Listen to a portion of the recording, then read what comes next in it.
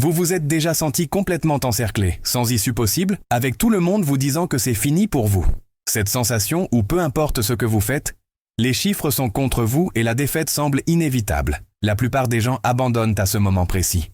Mais si je vous disais qu'il existe un moyen de renverser la situation même quand tout semble perdu? Dans cette vidéo, vous allez découvrir comment un homme a transformé le plus grand piège de sa vie en la victoire la plus impossible de l'histoire. Et le plus incroyable, les principes qu'il a utilisés peuvent changer la façon dont vous affrontez vos propres défis. Préparez-vous parce que cette histoire va vous montrer qu'impossible n'est qu'une opinion. Le 4 janvier 46 avant Jésus-Christ, le commandant militaire le plus brillant de l'histoire se tenait sur le sable africain, observant 16 000 guerriers ennemis encercler ses 1000 hommes. Jules César était venu en Afrique pour traquer les derniers vestiges de la faction de Pompée. Mais maintenant, il faisait face à l'anéantissement dans les collines arides près de Ruspina. Imaginez la scène. 1000 soldats romains, leurs capes rouges éclatantes contre le sable jaune, complètement encerclés par la cavalerie numide, dont les cris de guerre résonnaient contre les affleurements rocheux, comme le tonnerre d'une tempête qui s'approche. Les mathématiques étaient simples et terrifiantes. 16 ennemis pour chaque Romain. Aucun renfort à moins de 80 km. Aucune route d'évasion à travers la masse tourbillonnante de cavaliers qui bougeait comme le vent du désert, apparaissant et disparaissant derrière des nuages de poussière qui transformaient le soleil de l'après-midi en un disque rouge sang. La situation politique de César était plus désespérée que la plupart des gens ne le réalisent. La guerre civile qui avait déchiré Rome pendant des années était censée se terminer avec la mort de Pompée en Égypte. Mais Caton le Jeune et Scipion avaient reconstruit la résistance républicaine en Afrique du Nord. Ils commandaient 60 000 hommes, incluant la légendaire cavalerie numide du roi Juba. Des guerriers nés en selle qui pouvaient placer 3 flèches dans les airs avant qu'un Romain puisse dégainer son glaive. À Rome, les ennemis de César attendaient comme des vautours. Une seule défaite majeure, une légion brisée, et ils lui retireraient tout. Ce n'était pas juste une autre campagne. C'était le pari final de César pour le pouvoir absolu. La matinée avait commencé aussi routinière que n'importe quelle autre expédition de ravitaillement. César avait besoin de provisions pour ses 6 légions sous-effectifs campées près de la côte. Le grain africain était rare, l'eau encore plus rare, et ces hommes mangèrent des rations réduites depuis des semaines. Le terrain local favorisait complètement ses ennemis. Contrairement aux forêts et rivières de Gaule, l'Afrique offrait des plaines infinies, où la cavalerie pouvait manœuvrer librement, tandis que l'infanterie lourde romaine suffoquait dans des formations conçues pour la guerre européenne. La température ce jour de janvier grimpait au-delà de 30 degrés avant midi, et l'armure romaine devenait un four qui cuisait les hommes à l'intérieur de leur propre bronze et cuir. Voici ce que les chroniques ne vous disent pas sur l'aveuglement tactique de César ce matin-là. Sa cavalerie germanique, les mêmes cavaliers qui avaient gagné Alésia, étaient complètement inutiles dans les conditions africaines.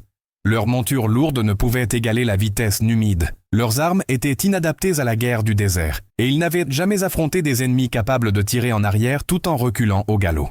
Les renseignements de César sur les effectifs ennemis étaient catastrophiquement erronés. Ses éclaireurs rapportaient quelques centaines de pillards numides. La réalité était la meilleure cavalerie du roi Juba.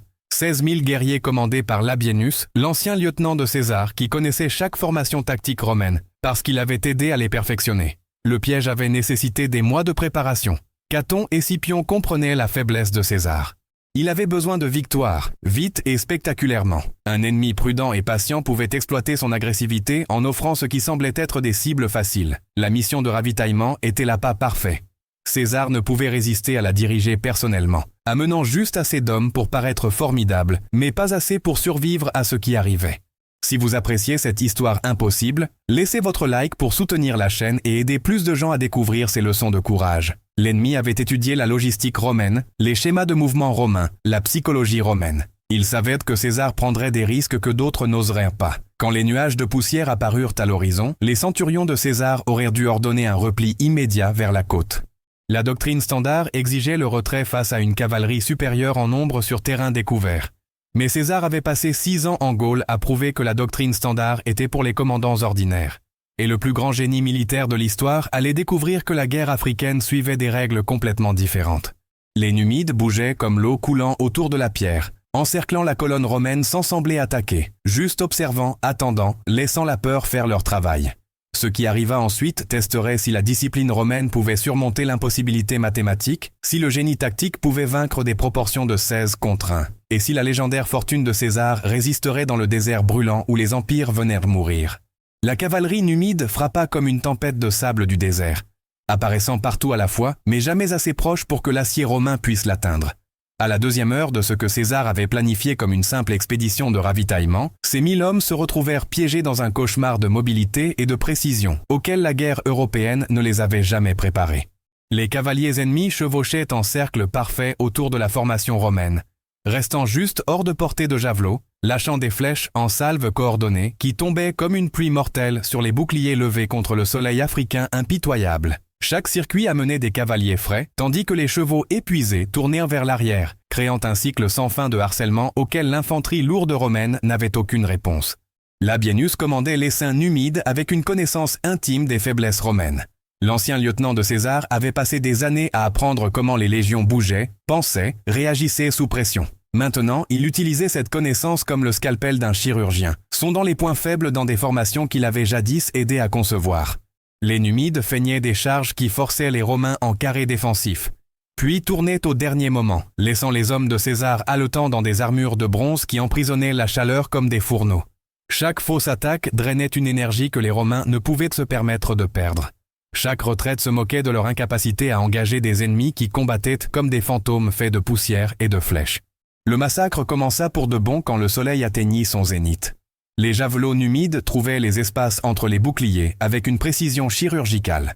Des hommes qui avaient survécu aux forêts de Gaule et aux charges germaniques tombaient sous des armes qu'ils ne pouvaient même pas voir venir, lancés depuis des chevaux par des guerriers capables de toucher une cible au galop complet depuis 50 mètres. Les blessés ne pouvaient être évacués parce qu'il n'y avait nulle part où aller. Ils gisaient au centre de la formation, leurs gémissements ajoutant une pression psychologique à l'épuisement physique. La discipline romaine tenait, mais César pouvait voir le doute s'insinuer dans les visages vétérans, alors que les flèches continuaient de tomber sans qu'aucune arme romaine ne puisse riposter. Puis tout changea quand les Numides révélèrent dans la véritable ampleur de leur piège. Ce que César avait pris pour du harcèlement aléatoire était en réalité un rabattage. La cavalerie ennemie avait poussé sa formation régulièrement vers le sud-est, loin de la côte, loin de tout espoir de repli vers son camp de base. Les Romains se retrouvèrent dans un amphithéâtre naturel de collines basses, où la cavalerie pouvait attaquer depuis l'élévation, tandis que l'infanterie luttait en montée à travers un sable meuble qui agrippait leurs sandales comme des sables mouvants. Attendez un instant. Avant de continuer, je dois vous poser une question. Vous êtes-vous déjà senti exactement comme ça, encerclé de tous les côtés, sans personne pour vous aider, avec tout le monde qui attend votre échec? Cette sensation que vous menez une bataille que personne ne voit, personne ne comprend, et vous commencez à penser que le problème vient de vous. Écoutez, je sais qu'il y a beaucoup de gens qui regardent maintenant et qui vivent ça en ce moment même. Et vous n'avez pas besoin de raconter tous les détails si vous ne voulez pas. Mais laissez-moi vous demander quelque chose. Écrivez dans les commentaires comme ça, très simplement. Je suis encerclé, mais je n'abandonnerai pas. Sérieusement, copiez et collez ça. Je suis encerclé, mais je n'abandonnerai pas. Vous savez pourquoi? Parce que quand vous écrivez ça, vous ne faites pas que vous confier. Vous laissez un message pour quelqu'un d'autre qui va le lire dans une semaine, dans un mois, qui pense à abandonner et verra votre commentaire et saura qu'il n'est pas seul. Votre commentaire peut sauver quelqu'un aujourd'hui. Et en même temps, vous vous engagez envers vous-même. Alors allez-y, mettez la vidéo en pause maintenant, descendez là en bas et écrivez « Je suis encerclé, mais je n'abandonnerai pas. Je vais lire chaque commentaire, je promets. Vous n'êtes pas seul dans cette épreuve. » Maintenant, laissez-moi continuer à vous montrer comment cette histoire se termine. Parce que ce qui vient ensuite va vous donner exactement les munitions dont vous avez besoin pour votre propre bataille. Voici ce que les historiens militaires manquent à propos de ce moment. César réalisa qu'il avait été surpassé tactiquement par son propre ancien élève. Labienus ne commandait pas juste des Numides. Il conduisait une symphonie de destruction qui utilisait la prévisibilité romaine contre la force romaine. La guerre psychologique s'avéra aussi dévastatrice que les attaques physiques. Les cris de guerre numides résonnaient contre les collines dans des langues que les Romains ne comprenaient pas, créant une bande sonore alien d'un destin qui approche. Les cavaliers ennemis exhibaient des étendards romains capturés lors de défaites antérieures, narguant les hommes de César avec la preuve que d'autres légions étaient déjà tombées face aux tactiques africaines. Certains Numides chevauchaient assez près pour crier des insultes en latin apprises de déserteurs, traitant les Romains de lâches qui se cachèrent derrière des boucliers parce qu'ils craignaient le combat honnête. Chaque provocation était calculée pour pousser les Romains à briser leur formation, à charger après des ennemis qui se disperseraient simplement pour revenir avec des flèches. À la 4e heure, César faisait face à une crise qui menaçait de détruire plus que son armée. Sa cavalerie germanique, les cavaliers qui lui avaient gagné la Gaule, s'avéra totalement inadéquate contre la mobilité numide. Leurs montures lourdes et tactiques européennes étaient comme des engins de siège dans une course à pied. Quand ils chargeaient, les Numides se dispersaient comme des oiseaux effrayés, pour se reformer et attaquer les Germains maintenant isolés par derrière. 3 actions de cavalerie distinctes se terminèrent avec les cavaliers de César revenant en courant chercher la protection des carrés d'infanterie, leurs montures écumantes et épuisées, tandis que l'ennemi semblait aussi frais que le matin. Les mathématiques de l'attrition devenaient impossibles à ignorer. Les flèches romaines étaient limitées, l'eau s'épuisait, et le soleil africain transformait les armures en instruments de torture. Pendant ce temps, les Numides semblaient se multiplier plutôt que diminuer. Des escadrons frais apparaissaient sur des crêtes lointaines, comme des mirages qui se résolvaient en réalité mortelle. Alors, César fit quelque chose qu'aucun général romain n'avait jamais tenté en bataille ouverte contre la cavalerie. La décision révolutionnaire de César émergea du pur désespoir transformé en génie tactique. Au lieu de maintenir la formation carrée romaine traditionnelle qui faisait de ses hommes des cibles assises pour les flèches numides, il ordonna quelque chose jamais tenté auparavant contre la cavalerie en terrain découvert. Ces 1000 légionnaires formeraient une seule ligne étendue, 4 hommes de profondeur, s'étirant sur presque 1 kilomètre à travers le fond de la vallée. Pour chaque centurion qui entendit l'ordre, cela ressemblait à un suicide. Les lignes étendues étaient pour combattre l'infanterie, pas des cavaliers mobiles qui pouvaient concentrer toutes leurs forces contre n'importe quel point faible. Mais César avait vu quelque chose dans les schémas d'attaque numides que même Labienus avait manqué. La transformation prit 21 minutes de vulnérabilité agonisante. Les centuries romaines pivotèrent et s'étendirent, tandis que les flèches continuèrent de tomber. Des hommes tombant alors qu'ils luttaient pour maintenir la formation pendant la manœuvre la plus dangereuse de la guerre antique. Écoutez, je sais que vous n'êtes pas ici juste pour l'histoire. Vous êtes ici parce qu'à un moment de votre vie, vous vous êtes aussi senti encerclé, dos au mur, pensant qu'il n'y avait pas d'issue. Et vous savez ce que j'ai appris en étudiant ces batailles? Que les plus grands leaders de l'histoire n'ont pas gagné parce qu'ils étaient plus forts ou avaient plus de ressources. Ils ont gagné parce qu'ils ont trouvé un moyen quand tout le monde disait qu'il n'y avait pas de moyen. Si vous voulez continuer à recevoir ces histoires qui vous montrent que renverser la situation est possible, qui vous inspirent à trouver votre propre stratégie quand tout semble perdu, abonnez-vous à la chaîne. Chaque semaine, j'apporte des histoires réelles de personnes qui ont transformé une défaite certaine en victoire impossible. Et écoutez, ce n'est pas juste de l'histoire, c'est des munitions mentales pour vos propres défis. Vous n'êtes pas seul dans ce combat. Appuyez sur le bouton rouge là en bas et venez faire partie de cette communauté de gens qui croient qu'impossible n'est qu'une opinion. Voici où la légende rencontre la réalité tactique. César ne pariait pas juste sur le courage contre les mathématiques. Il avait identifié la faille fatale dans les tactiques numides que même Labienus ne comprenait pas. La plus grande force de la cavalerie ennemie, leur capacité à concentrer une force écrasante sur n'importe quel point, exigeait qu'ils se massent ensemble pour un impact maximal. Mais masser des cavaliers créait une vulnérabilité dans un terrain où l'espace de manœuvre était limité.